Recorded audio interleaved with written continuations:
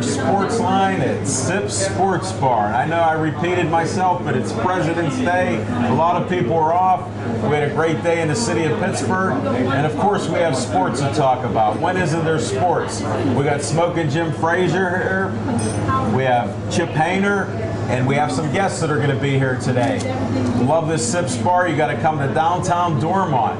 People don't even know where it's at. They used to travel here all the time. Come on down. They have different specials. They got Build a Burger. And for the Lent season, they got one of the giant fish sandwiches here. So that's my little infomercial for you guys.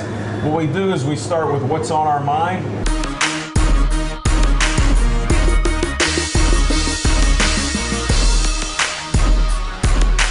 What's on your mind, Chip?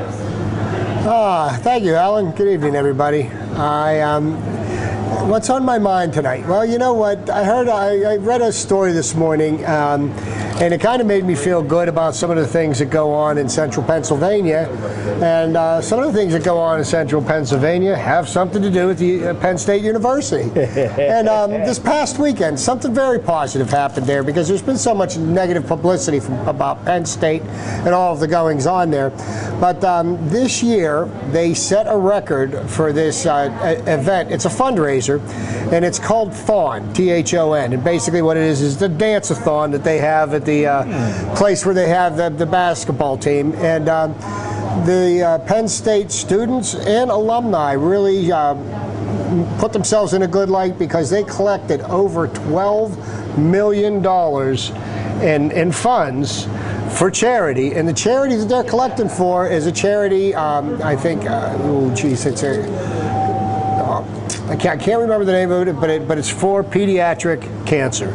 So my hats off to Penn State students, Penn State alumni, and the University of Penn State, because I think that's a very noble cause. And over the last, I believe, 20 or 30 years that they've been doing this, they have collected over $100 million and donated it to this cancer research. So, job well done. Now, what's on my mind in the world of Pittsburgh sports?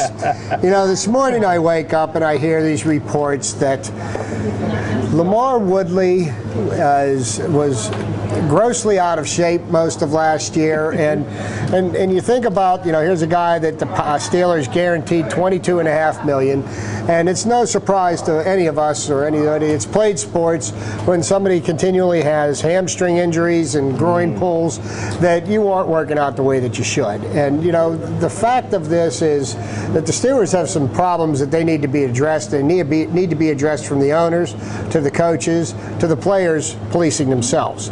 You know, the fact that an unnamed teammate would go on record and badmouth LaMarr Woodley, that's part of a problem right there. If you've got something to say about somebody, say it to them. And if you're not man enough, then keep your mouth shut, okay? But that is a problem that is deeper than what goes on the surface there. Because right now the players have no veteran leadership, nobody's stepping up. You know, we've had a lot of veterans retire lately, and apparently they're the people that kept these young guys in line. And now we've got a whole new crew of young guys that don't know how to act. They're not being shown how to act by their teammates, by the perennial all-pros. You know, we need to see people like James Harrison, Troy Polamalu get a little bit more vocal and be leaders of that defense. And Ben, you're the leader of the offense. You need to start kicking some butt there too, because our wide receivers, they don't have an idea of what to do now that Hines Ward has left them. So, you know, I think it's time that Mr. Rooney take complete control of the team over again. He let Art take the Corvette out, take it for a few rides around the block. And I think Dan needs to get more seriously involved and start teaching people about the way that things need to be done here. That's what's on my mind. Thanks, Chip. We might have to revisit some of that. You brought up some great points here. But on a little footnote before we get to Smokin' Jim Frazier, they increased the donations at Penn State by $2 million. Yes, they set a record this year. Yeah, so that's what that was, and that's pretty impressive. In the event lasted 46 or 47 hours to bring in that kind of money for a worthy cause, and it's helping fight pediatric cancer, and you can't think of a better cause than helping out children. I'm aware of that. And now we'll go to Smokin' Jim Frazier. What's on your mind? Thanks, Al Levine, the talking machine. Just wanted to acknowledge a couple people here in the studio audience. My main man, Chief. I tell you what, my favorite boxer of all time, like I said, is Rocky Marciano, and he just laid some stuff on me about The Rock. Also is Miss Robin Clark is here. She's going to be a guest on our show later on. And I tell you what, we do professional and amateur boxing for TV together. And I always say, whatever a man can do, a woman can do better. And Miss Robin is just smart. She's beautiful. And one thing most people may not know about Miss Robin, she got the best tummy I've ever seen. And I tell you what, abs is my favorite body part on a woman. Give Miss Robin a hand. Hello. Yes. I miss Bill Cowher. I miss Bill Cowher. I tell you what, Bill Cowher, in my opinion, is one of the top 5 greatest coaches in NFL history. He should be in the Hall of Fame. He coached the Pittsburgh Steelers for 15 years, led them to 2 Super Bowls. He made the team better, he made the players better, and he made the coaches better. What separates Bill Cowher from every other coach who ever coached in the National Football League was the Bill Cowher head coaching tree, which is now up to 8 coaches. For example, Dom Capers, Dick LeBeau, Marvin Lewis, Jim Haslett, Shane Gailey, Ken Wisenhunt, and Mike Mularkey. But his greatest coach was in 2003 when he hired a coach that he trained, developed, offensive guru, and offensive genius named Bruce Arians, who is now the 8th head coach off the Bill Cowher's coaching tree. When it comes to the Hall of Fame, put the chin in. Thanks, Smoking Jim. Always appreciate it. I didn't quite hear you, though. The volume. Can somebody turn that volume down? I think Alan, I've said this once, I'll say it again. Anybody out there? Smoking Jim's a hard act to follow. We got We're on your side. See, you got to come down to Sip Spark. And a couple little footnotes here. We have this Pittsburgh Sportsline on Facebook. We need some more likes out there. We put all our shows up. The more you like us, the more the shows we put up. We have boxing videos. We have some of the great insights and guests we've had. So like us on Facebook. Another thing is you got to go to Sip Spar's website. Check out the Sip Sports Bar. Let's try to get some business here in downtown Dormont. I remember back in the day, in the 70s, this place was crowded here. Now, you can look up and down the streets, you don't see too many people. So a lot of great food, a lot of great drinks. Look, we got some in the crowd remembering back, little deja vu here. And part of what's on my mind is with sports again, you hear little things about Woodley, you see things with the Penguins. Mine sort of, winning cures almost all of the problems in sports. If the Penguins, when they're losing, all of a sudden you hear the defense isn't playing right, the offense is bad, the power play's bad.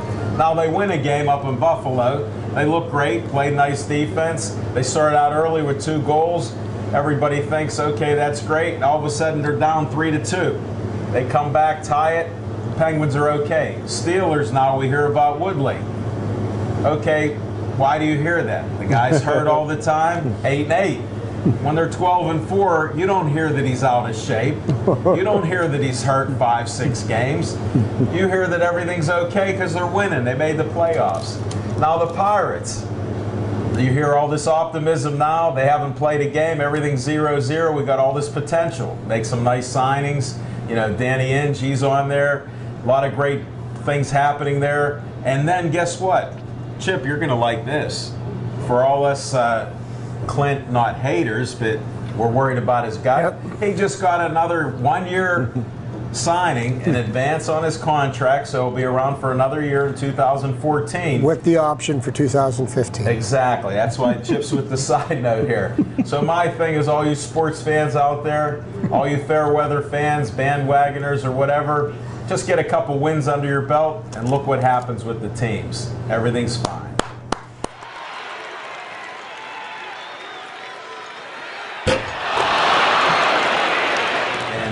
we have a boxer that we want on the show. He told us about he was going to win in Indianapolis, so we want to get the report on him. We're going to have Fast Freddie Latham. Yeah.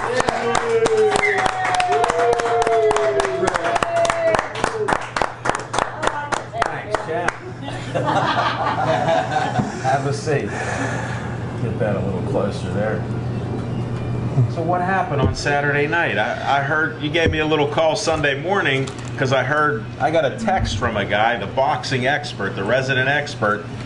He said Fast Freddie won, Rayco won. I said, well, what did they do? Knock anybody out? He goes, I got a guy up there. I'll get the report. So I fell asleep. I didn't get the report. Fast Freddie's going to tell you what he told me. What happened Saturday night? Well, Rayco Saunders got a 4th round knockout. Hardest right hand I ever seen him throw in my life. Wow. Hardest right hand I ever seen him throw in my life. Yeah. I think it was kind of tough for him the first 3 rounds maybe. And then there come a big shot. Wow. And then me, I was Did you nervous. follow him? You followed his fight, right? Yeah. I was after Rayco. I was nervous. I thought I was outmatched. I knew I had to bring back a knockout. This outmatch thing. Tell us about. You were supposed to go a guy. I think 1-1 was his record, or something like that, with maybe 6 or 8 fights, or somewhere around. What happened? I heard you had a couple cancellations. And yeah, he wound up canceling. So I fought a boy named Hutt. His last name is Hutt, Marvis Hutt. Wow. And he had 42 fights. Whoa. So I thought he had me outmatched. He had a couple knockouts. He didn't have the best record, but the experience. He been in the game 35 years. So I thought he had more to offer than he did. So I was nervous. Well, sure. This was only your 2nd fight, right? And how old are you? This guy was like 40, and you were what? 22. Okay, that makes a difference. So Freddie, after going into a fight and having those self-doubts, does that kind of, give you more confidence going into your next venture? Because, sometimes what we as people will do is we'll make things tougher than they have to be in our own minds, and then you find out that, wow, maybe I sold myself a little bit short. Does this help you with your confidence? It's definitely a big confidence booster. Thinking that I'm outmatched, thinking I may lose or anything. I had people in my corner telling me that he's more experienced, but I was like, we're gonna take the fight. We ain't come to Indianapolis to not fight. And they had my back. They said, well, if you're gonna take it, we know we're gonna win. And that's what we did. Yeah, see, the hardest thing when you're talking about Fast Freddie is nobody wants to fight this guy. This guy is fast on his feet. He don't look it, but he carries 220 pounds, probably the fastest heavyweight since Muhammad Ali, and he got great power. So a lot of guys is going to catch the flu on fight night. So, and that's what ended up happening, man. Yeah, man. They gonna get sick. So they threw a guy in there with a lot of experience, a guy that should have been able to handle somebody that was only in the 2nd pro fight, but he got dynamite in both hands, 2-0 with 2 knockouts. Well, how'd this 1st round go when you were nervous? How'd you get rid of those butterflies? Did he hit you and stagger you, or did he do anything like that? Or Well, in the 1st round, I was just confident in my jab. Threw more jabs than I normally do. My speed was outstanding, and I think that's the fastest I ever fought. My hands ever moved ever. So you stepped up your game. Yeah, I think I pretty much hurt him with a jab. If I had pressed him a little bit more, I think I could have stopped him in the 1st round. I knocked him down in the 1st round. We only had like 10 seconds left, so by the time he got up, the round was over. And see, that wasn't. There's not a fighter in this country.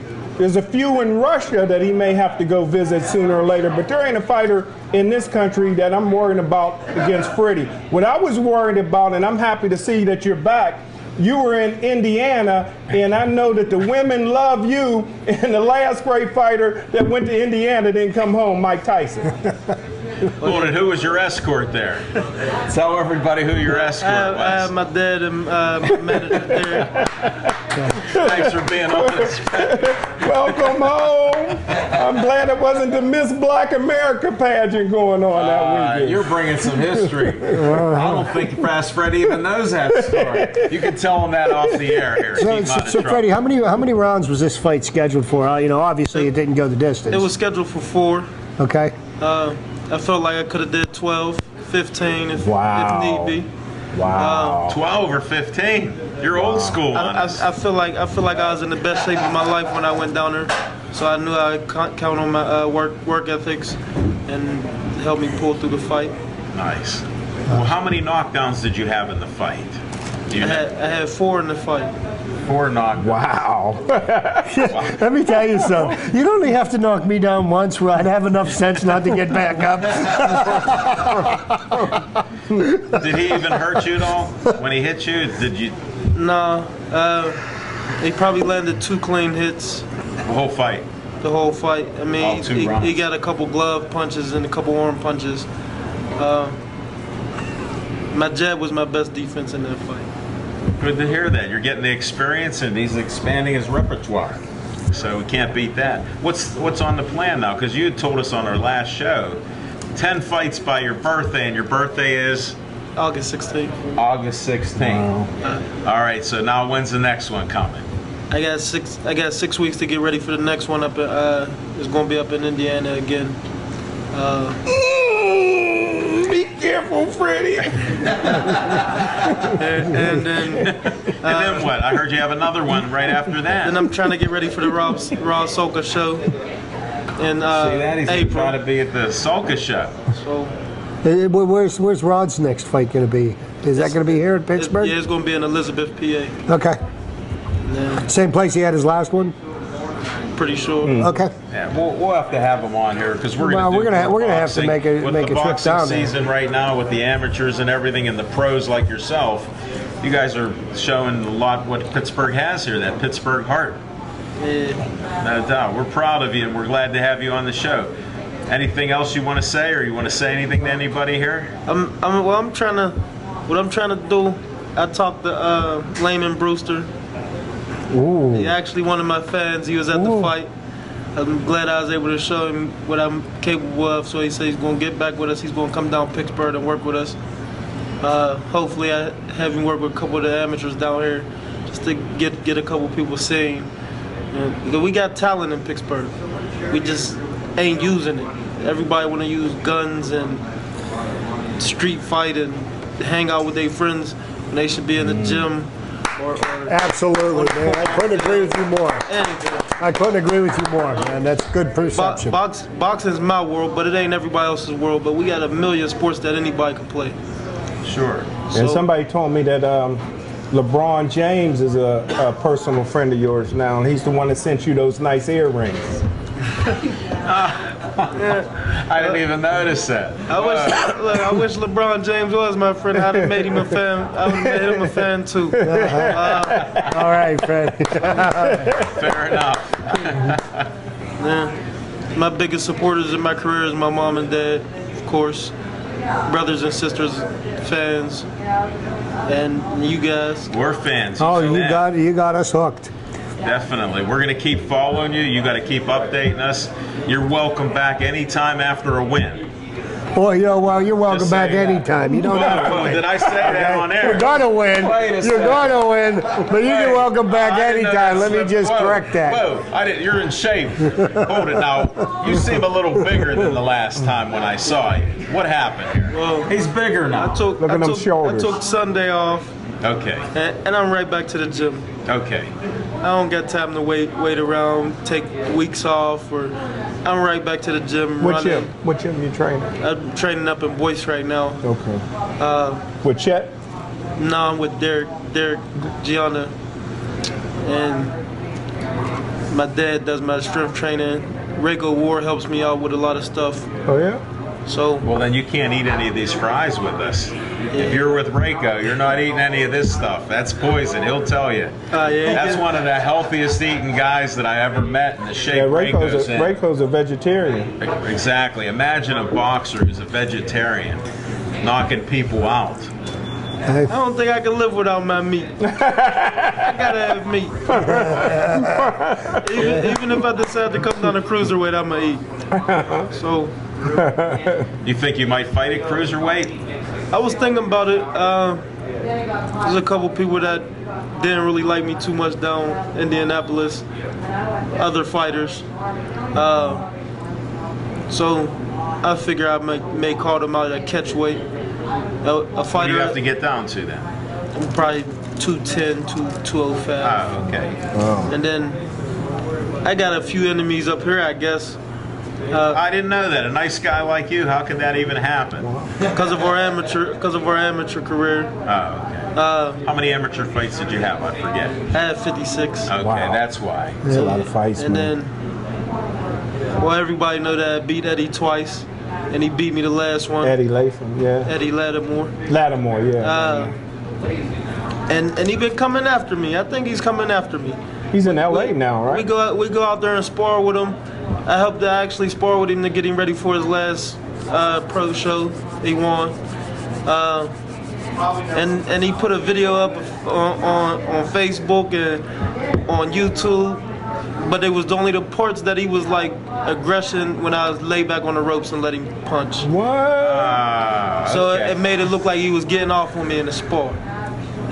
That can't happen. Wow. So People want to see that fight. That could sell out. That could sell out. I tell him I'll fight him anytime. Wow. It don't matter. Anytime, See, any now that place. you're showing some signs of success, people are going to try tearing you down. It's going to be a thriller in Manila when I catch There you. you go. I love it. I love it. I absolutely. That's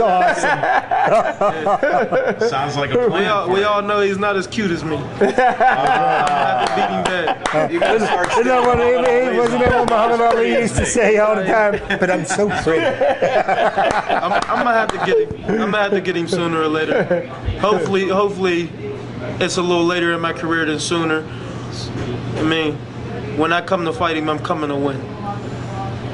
So, and I don't want to destroy nobody's career when they first start. I don't want to. You're a gentleman. But if I have to, I will. I love it. Great job, Freddie.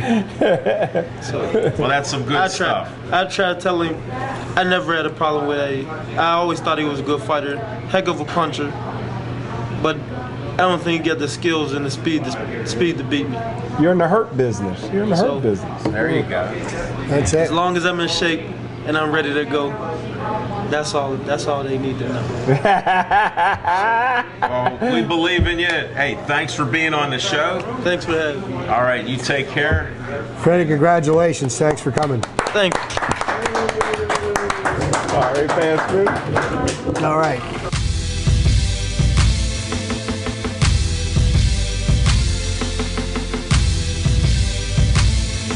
We have another guest that we're going to bring on the show. We're shooting the breeze, so we're going to bring on Robin Allen Clark. Woo!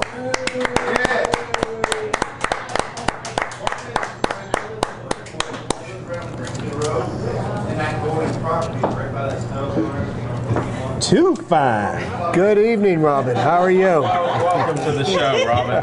Thank you. Always a Thank you pleasure. for having me. Always a pleasure. It's a pleasure to be here. And if people don't know, I know Smoking Jim threw out some compliments earlier, but I met her over a year ago because she's a boxing ring announcer, and she did a great job. She also helped Smoking Jim on a lot of the boxing events that are out there, and they've been doing this for a while, so she has a lot of experience in the sports world.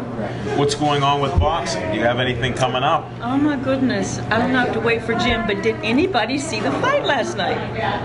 With Bruner and Reeves? Yes. Yes. No, I missed it. Yeah. What Whoa. an ego. Yeah, yeah. They ask him, "What's your best shot?" He said, "Right here. Just take a picture." See, she knows boxing. He said, "I knew he was going down. Rock-a-bye, baby." But you missed it about not to cut in, but he's so arrogant, and most fighters from Cincinnati are that way. Aaron Pryor was the same way, but one time about 4 or 5 months ago, he's fighting, knocked a guy out. He got tremendous power, and he brings his beautiful girlfriend in the ring. So he says, "Stop everything." He gets down on one knee. He grabs her hand and says, "Will you brush my hair?" She was so embarrassed that she started brushing his hair. So he's an arrogant guy. He says, "No, I'm too young to get married," you know. Wow. So that was an embarrassing thing. See, these two just get along so well with boxing. Look at them. I'm just going to take a break and let them talk boxing now. Well, no, here's the thing. You know, Jim is so good for my ego. You know, they say, here's what I've learned, and I even teach my kids this. You know, you have to be careful who you hang around. You know, I say, well, you might not be smoking, but if you keep hanging around, you'll smell like a cigarette. And so, you know, I'll tell you what, and, Lord. you know, they stink. You know, they do stink. You know, and so I'm very careful who I hang around. And I keep a balance. We're talking about Ray War Sanders being a vegetarian. Sure. But they have some things that taste like meat because I have a teacher who's a vegetarian. Oh, yeah? And there's some things that you can actually make out of vegetables that literally taste like meat. But there's the balance. The key is to have a balance. And, you know, you guys give me a balance because that includes my sports life, you know, a little bit of fun on the side, you know, be it there's school, there's work, there's parenting. So, you know, you got to keep a balance on your plate. And last week, was that last week? I was supposed to be on the show. My plate was too full. We won't talk about it. But really, just to say that I'm grateful to have good people in my life, a good balance. I have good men and good women, but Jim, a lot of people don't know, Jim is all around, all-American sports, Steel City sports world. He has a financial background. He works with computers. He has sales skills. He has the Golden Quill Award. Jim also is the NBA talent scout. And I know for a fact that there isn't anybody in this world that can pick out talent like Smoking Jim Frazier. Jim has picked out talent that nobody ever even discovered or knew. Who is this guy? And he discovers these people, and this is how he becomes who he is today and where he's going. I always say he's going places. He's a great person. He's good for people. He's good for the community. He does community work. He gives his time to places like Champion Enterprises. So he's not just puffed up and big-headed about who he is. And I don't know. Did you get your website yet? Oh, thank you, Miss Robin. Did you get your website? No. Because he was supposed to get a website. We'll work on that with him. Don't worry. He has so much that a lot of people don't know about. And Al is a community person, and he's the director of the community relations of building bridges. Also, where'd you find out? He's on LinkedIn. You have to Google Al, and I had the wrong person, so make sure it's Levine. Tell us all about the person that you thought was Al. Tell us about the person you thought was Al. No, here's how simple it is. Levins have the furniture. The Levines have the money. And the Levines are looking for the green. Okay? That's how simple it is. Enough talk about me. No. We're trying to talk about you. All we're doing is trying to help people. I do a lot of fundraising. They hear that all the time. So thank you for your compliments. Oh, yeah. And the Hug-a-thon. And what did you do with the Pittsburgh Post-Gazette? I don't recall, ma'am. Oh, my goodness. That was a long career. And then you got the award for Bethel Park for the Don't say Producer of the Year award. Yeah. Congratulations. Congratulations. Far be it from you to toot your own horn. Toot, toot. All you got to do is start talking. I told her not to say that. All right, Alan. She's welcome to the And he show. didn't even Enough put about me. everything. He didn't even Enough put everything about on me. LinkedIn. He said, "Oh, I couldn't. It was just too much stuff. I couldn't get everything on." The experts told me mine was wrong there. So too much stuff. But thank you. You forgot about one of our But good favorite people, and I guys. didn't forget. You forgot about Chip down there. Didn't forget Just about ask him. Chip. Chip is an all-American natural. Honestly, he's a mama's boy, and you know he is, and that counts because Proudly. he's mannerable, good Proudly. scruples, and you know he does what's right. And one thing about Chip is a truthful person. He said, if you don't want to hear the truth, don't ask me. He talks about his blessings, and Chip got started through Mike Migliore. Yeah, Hi, that's Mike. correct. Love you. But he's an all-around natural. I would have never known that he wasn't someone that's been doing this for a lifetime. Yeah. And, Well, Mike also introduced me to Smoking Jim and you, and we wouldn't be here because of him, but he's no longer with us. He's still alive, but he's no longer with us on the show. And those things happen in life, yeah. so we wish him the best. Good history, though. Hold it, what about you? We brought you on. Me, I'm here getting my balance with my good friends. I'm still in school. When you going to graduate? I've been hearing for a year you're in Yeah, school. well, here's the deal. Because I work during the day, so I can only go to school during the evening. And Well, look at that ring. And I Oh, my had to goodness, do the that's pretty. balance, my bling bling. But I should be. point that out. I'm about nine credits away from certification, so I should be certified by next. Certified for what? Certified to teach. Okay, Wow. great, congratulations. By next What will you be teaching? yeah, elementary education. And I'll tell you what, that's the best way to go as far as my mother,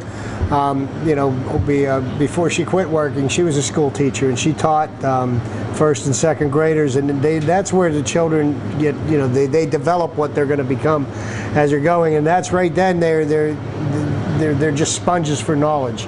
They haven't developed the attitudes and all. So that's very noble. When can we teach the politicians how to blow up Clareton and start all over again? There goes all that goodwill. Oh, come on now. Is that the balance you're talking about? The All that state- good? What is I it? brought a little. But you know what? That's what makes. Is that the Jim four-time state Smoking champion? Jim, because he's real calm and he smokes his way in there and blows it. Blows everything Is that the four-time state champs? blows everything up. But you know what? Let me say something good, because I did say I had something good to say about Clareton City School District. Remember when we spoke of the statistics of the children they determined that by third grade reading level, if they don't pass, that's how they build their jail cells. Remember that? Right. I And remember you brought that Clareton City School District has one of the best reading programs. They had that water for reading program. Listen, I pulled my son from a private school when he was in kindergarten and put him in Clareton, and he accelerated in reading. Even to this day, he's actually in advanced reading. So. Smoking Jim. And the teachers do care, because it's one thing when you're looking at the stats and say, I want to be a teacher because, they make big figures and they get the whole summer off. They literally do care. And it's still preschool and kindergarten all the way through 12th grade all in one building. Right? Well, that's not too good, and I must agree with you on that.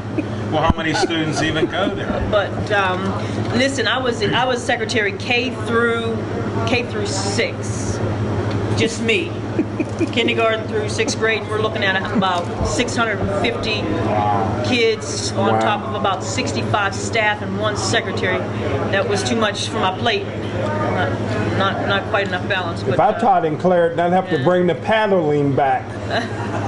Remember that. There we go. and prayer. Let's not leave the prayer out.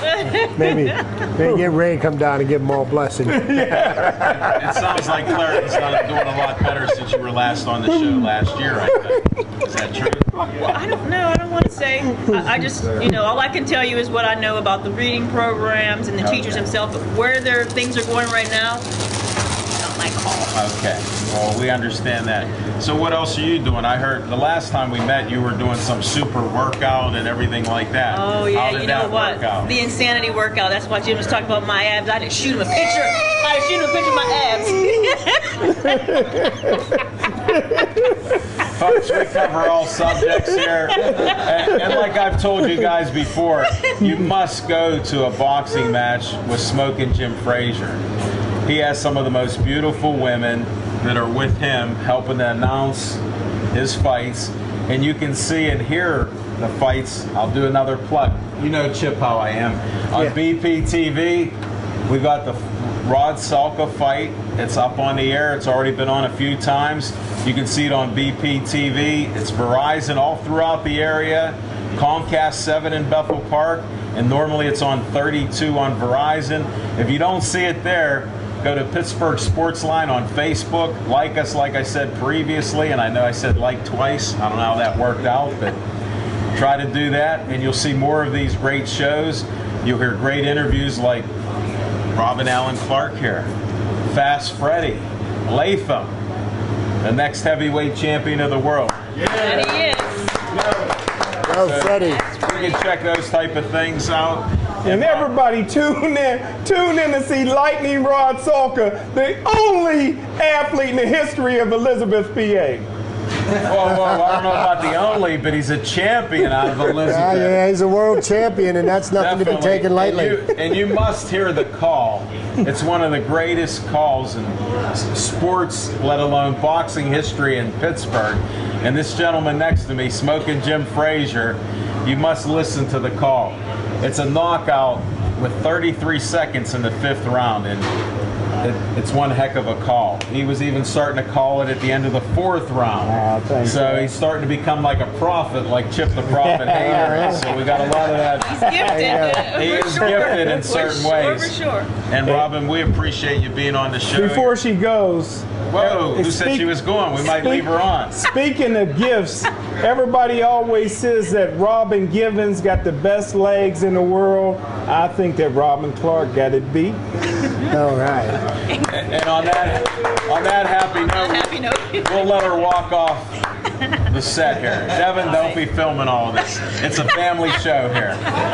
Robin, thanks again. Thanks for having me. Good job, Miss Love Robin. you. Love you too. Love you, Chip. Oh, thank you very much, Robin. Thanks for your kind words.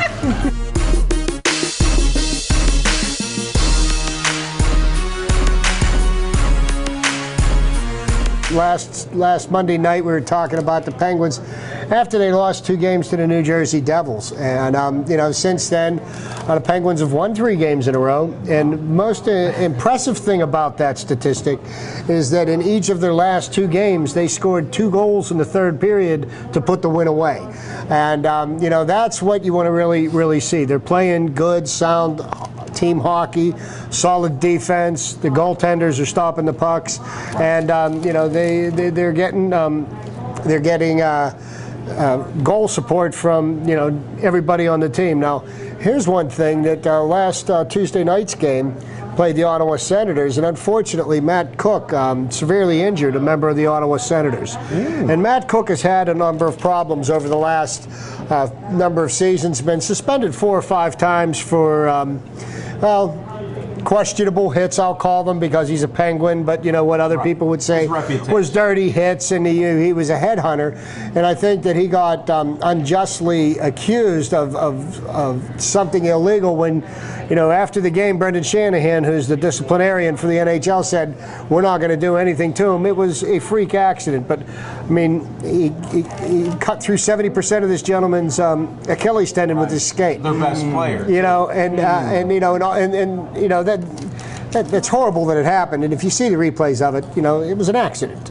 But because of his reputation, he's being vilified, and the people in Canada are even saying that he shouldn't even be allowed to play hockey. He should be playing in a garage league or something like that. And I think that's kind of unjust, but that's been the big hubbub about you know, the Penguins' recent streak. Now, they are playing a lot better, and I think splitting the goaltender duties, that's helped a lot already early in the season. And then, Chip, I think they're starting to get into shape, where they weren't in the season shape when they started, because it did sort of spring up on them. And now I think they're starting to get... And what you're seeing is the timing's getting better. You know, if you saw the the goal that won the game yesterday, 4-3, how Letang put that pass right on... what's his name, stick, and I mean, the puck was just, it was right there. I mean, they do throw a few. Paul Martin, it was on Paul Martin's thing. But yeah, their timing's getting better. They're getting in better condition. And I tell you what, before the season started, a lot of people were saying the Penguins and Vancouver Canucks and the playing for the Cup, and that they figured that the Penguins are going to be playing the Rangers for the Eastern Division crown. And I'm telling you what, I think the team that the Penguins are going to end up playing in the Eastern Finals is going to be the New Jersey Devils. And let's not forget, New Jersey Devils made it to the finals last year. And they've got Martin Brodeur as their backstop. And I know Martin Brodeur is 40 years old. He's the greatest goalie that's ever played the game. You know, he leads every statistical category ever for goaltenders. As long as that man is playing on that team's going to be good. And the Devils play a type of defense that the Penguins have a lot of difficulty with. They play that trapping system. And look what they did the two games last weekend, and you know, that's going to be our competition in the Eastern. You know, the Flyers. I don't think we're going to hear much from them, and I think the Rangers are just overhyped. Right. Well, we'll find out as they go, and we've all said on the panel. I think even Smoke and Jim said that Penguins are going to the Stanley Cup. You still there with us? I'm still with you. Okay, just checking there. Because we are in first place right now. But here is a more impressive statistic about what's going on in the NHL right now. Look at the Chicago Blackhawks. They have played 15 games. Their record is 12-0-3. Okay, they have not lost a game in regulation this year. Wow. That's a pretty impressive statistic. And right now, the haves and have-nots, they're starting to separate themselves. I know there's some divisions where there's like maybe 5 or 6 points separating the bottom team and the top team. There's some of the divisions, they're starting to get some separation. You know, it's the Penguins and the Devils in our division, but the Blackhawks are strong, the Canucks are strong. You know, there's some teams that are really doing some amazing things. Well, I'm wondering that some of these goaltenders, they're playing like 90% of the games. I think that's going to wear them down because you don't have much time for a break. One day sometimes, back-to-back games. So we may see a difference. Well, they're playing 3 to 4 games a week, and we saw what happened with the Penguins when they tried to ride Marc-Andre Fleury last spring. You know, we counted on him. He got us to the playoffs, and he just didn't have any gas left in the tank. That's true.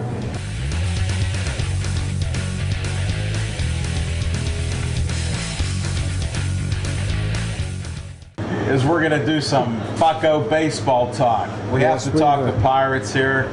They have a lot of great things happening in camp.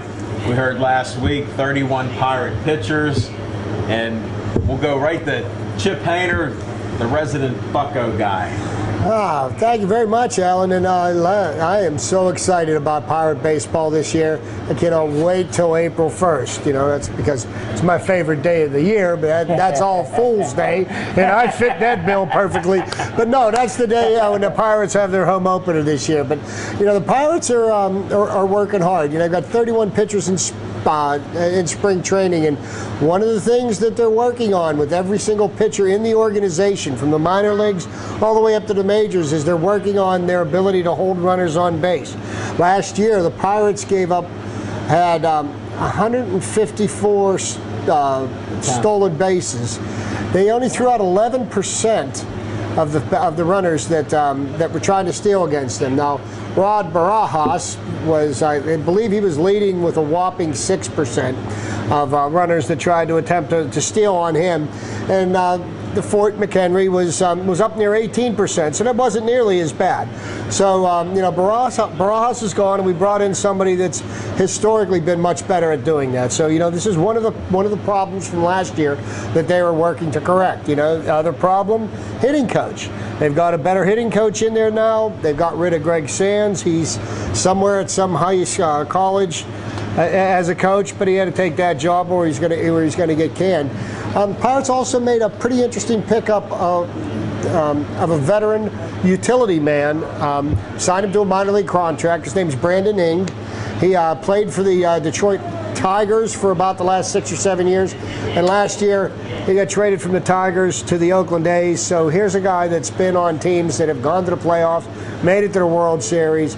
He's a veteran fill-in for what? Because Pedro Alvarez is not going to play 162 games. It gives you some veteran leadership, but having somebody on the bench that's been in the major leagues a long year and knows his roles can be nothing but a mentor for the fielders, the same way that A.J. Burnett has become a mentor to the pitchers. These are guys that are major league players, have played on winning teams, knows what it takes to get there, and they can lead by example. And this is something that is going to help the Pirates out tremendously. So. Well, everybody knows I'm a professional gambler. Las Vegas came out with over and under for the Pirates 79 games. What do you guys think? Oh. You may win another $1. No, I'm taking the over without even blinking. No hesitation at all. I have no problem. I'll make that bet. Y'all gonna make that bet? We'll take that bet. We'll take that bet. But the Pirates. I'm hopeful that I don't win this year. I'm going to tell you something. The Pirates are taking the steps they need. They're making moves that make sense financially, and as well as for building the team. I think we're right on the cusp of some really exciting things happening in Pittsburgh. We've got plenty of talent in our minor league system. We've got plenty of young talent at the major league level.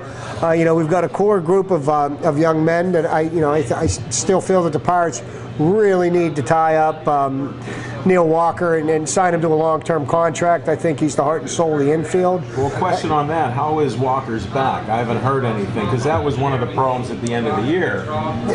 Is he healthy again? He is healthy. He's been working very hard and diligently. Surgery. They told him not to have surgery, that time would help. They say he's back to being 100%. Okay. I didn't hear anything. And they don't foresee a continuing problem, but I think that's one of those kind of injuries. There's a certain set of exercises he's going to have to do to keep those muscles strong back there to keep that from happening again. But there are no guarantees. But there's just a lot of things to be excited about with the Pirates this year. And we're looking forward to just spending 6 months enjoying good baseball.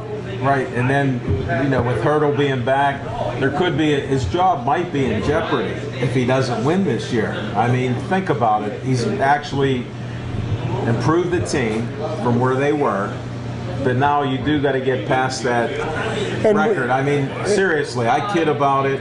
I am a Pirate fan. This goes out to Mike Vint. I am, a true Pirate fan. Well, I'm disgruntled, as you know. But to speak to some of those points, bringing Clint Hurdle back and then giving him the extension, okay, that gives him the players something to look forward. There's a little bit of stability there, and yeah, Clint Hurdle's job should be on the line. But let's everybody wanted to blow up the team last year because they had more success than in any season in the last 20 years. But 3 years ago the Pirates were the worst team in baseball, bar none. Okay, why do you think we ended up with Jarrett Cole? Not because we were successful. Okay, so you see with the progression of the team over the last 2 seasons, you've seen a gradual progression, and now you're seeing fruit starting to bear off the vines of their minor leagues, and it's starting to make it to the major league level. I expect to see a continued progress this year, and if it doesn't, well, then it's time to look at what Clint Hurdle's doing, because right now they've amassed the talent, and right now they're on the verge of doing something. And yes, expectations should be high this year, for the owners of the team, for the managers, for the players, and yes, for us as the fans. We definitely even the general manager and any of the office people and even scouts, they may have to change some of that, because this is a make or break year. I feel that way, and I'm for the Pirates. I hope they do win. win. I hope I lose $1 to you when we make that bet at the beginning of the season. But and the one problem that just gets me, like we've got so many people that are so sour over the last 20 seasons of Pirate baseball, and I'm not proud of it. It's not one of the shining moments of the franchise, but there are so many people that just want to sit there and grind that axe and be bitter about all of the mistakes that were made for the last 20 years that they're not going to allow themselves to enjoy what's going to happen as the season breaks out. I mean, the Pirates are giving us what we want. There's a major league team playing in PNC Park. There's actually 2 of them playing in there. It used to be we'd go and see one, but you get what you paid for. There's no guarantees that there's going to be a winner, but they put a major league product on the field, and you are getting what you pay for. And I think these people that just want to knock them down aren't going to appreciate what's happening and live in the moment. There's a couple things that sort of stir that up. When they win all these games early and then they lose at the end. So I've heard a couple shows where they say, what if they didn't start winning right away? And then they were able to win at the end of the year. Well, I'd rather them win early, at least be in first place or whatever. And then if coaching or other players or injuries don't determine it, then fine. Well, we've got. They start out well. You've got some people that won't say anything bad about the Pirates until the starting pitcher on opening day throws ball 1, and then they'll start and they won't stop. But you know what? If we all just enjoy what we've got going on right now and watch it progress, I think you're going to really be satisfied with what you see. And we can't change what's happened over the last 20 years. It's yesterday's news. I'm looking for today and moving forward. I heard one of the VPs for the Guinness Book of World Records just built a house over in the North Shore. What, 21 years in a row it'll be? Smoking Jim, you're on fire. We better change gears with the baseball. No, I thought the Pittsburgh taxpayers did that 12 years ago. No, but you know what? We got a lot to be proud of, a lot to be excited for, and find a way to enjoy it. Yeah.